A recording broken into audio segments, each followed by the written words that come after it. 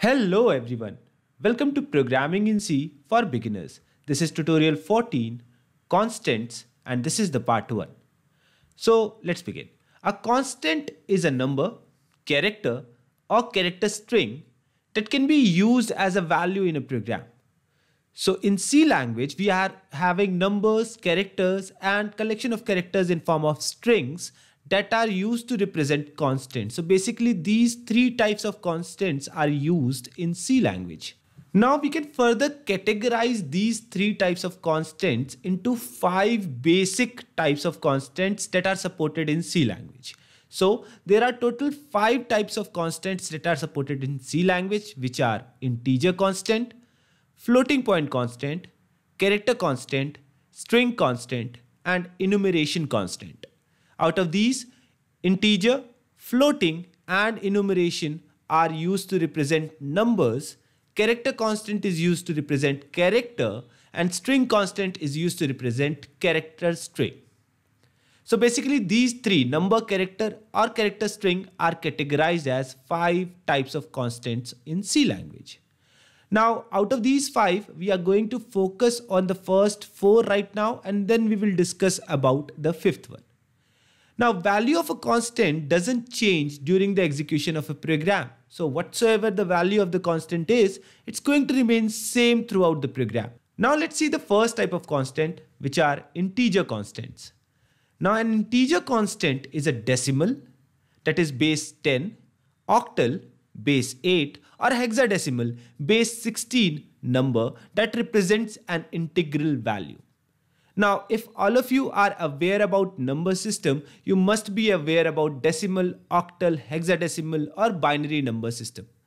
Now, if you are knowing that, then it's well and good. And if you are not, you should know that there are different types of numbers that are supported. In our daily life mathematics, the decimal number system is used. Whereas in computers and other machineries, we use binary, octal, or hexadecimal number system depending upon various situations. Now, in C language, we can definitely use octal, hexadecimal, and decimal number systems to represent integer constants. As they are integers, definitely they can be positive or negative. In case if no sign is given with the number, definitely it is treated as positive.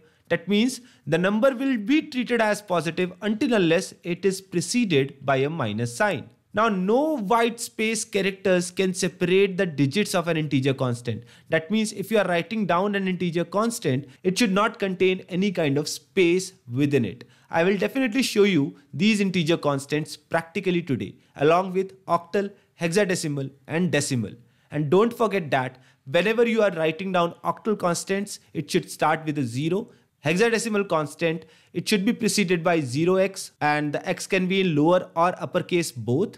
And if you are writing down normal decimal numbers, then you need not to precede the number with anything. Now let's see floating point constant. A floating point constant is a decimal number that represents a signed real number.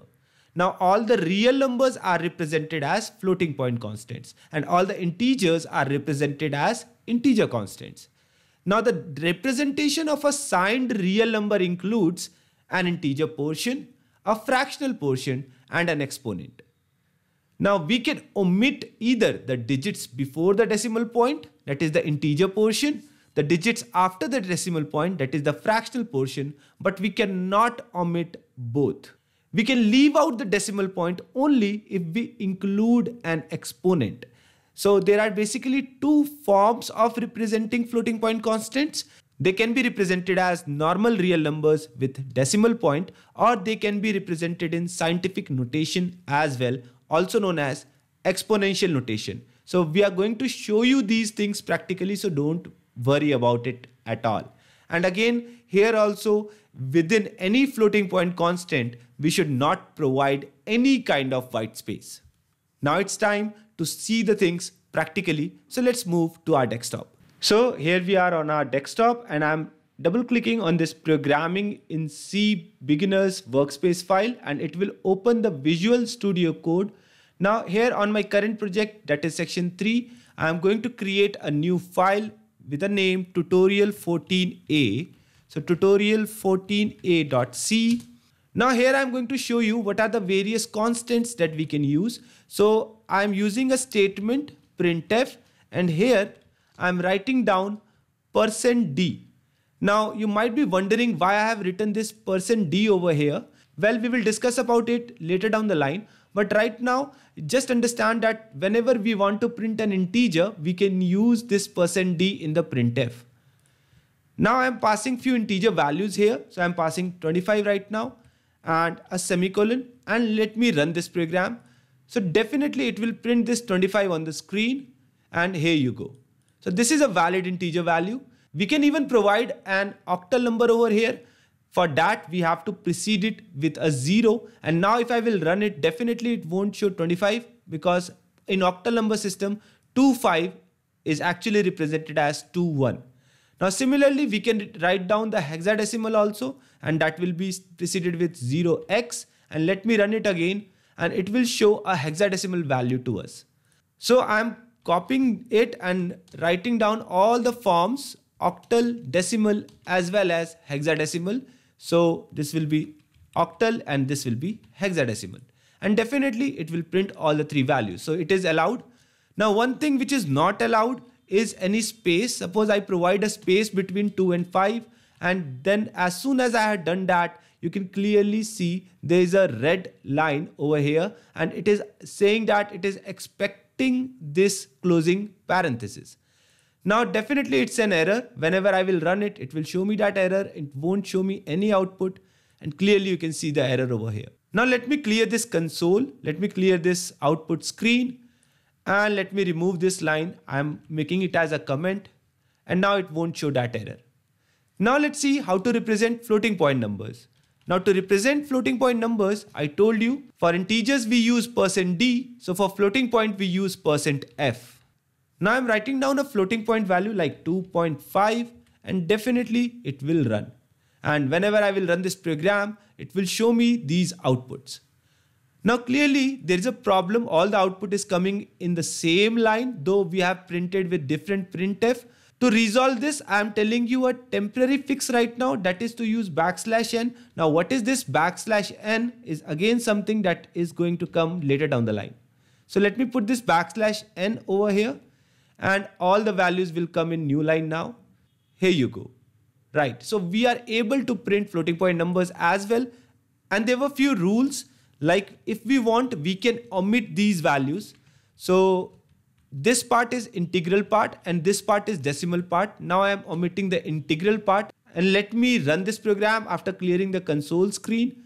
So let's run, and clearly you can see it's printing the 0.5. Now these three representation of floating point numbers are with decimal point. We can represent it in exponential or scientific notation as well. Now you might have seen some exponential notations like this. Now in this number, this part is known as mantissa and this part is known as exponent. Now while programming, we do have a way to represent this number. We write down the mantissa part, then we write down this e, and then we write down the exponent part. Now these spaces are not required. So we can write down the same 2.5 into 10 to the power 2 as 2.5 e2. Now this e can be in upper and in lower case as well. So I am writing down the same thing over here and printing the floating point number in exponential notation. So e2, and clearly you can run this one as well. And here's your output. So these are the ways we can write down the floating point constants, and we can write down the integer constants in C language. So that marks the end of this tutorial. In the next tutorial, we are going to deal with second part of the constants. So meet you in the next tutorial. Till then, thank you and happy programming.